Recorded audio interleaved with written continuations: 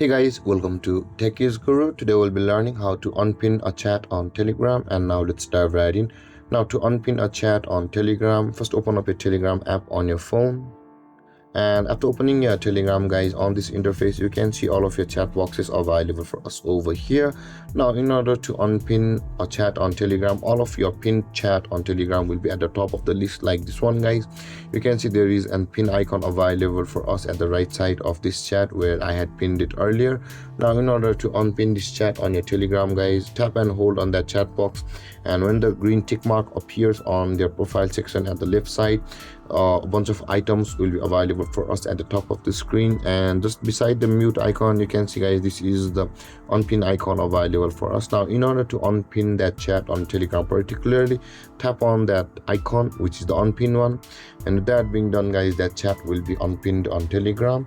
And guys, this is how to unpin a chat on Telegram. And if you have any confusions or questions regarding the topic, feel free to comment in the comment section below, and don't forget to like, subscribe and hit that bell icon for more videos. Thank you for watching, guys. Peace.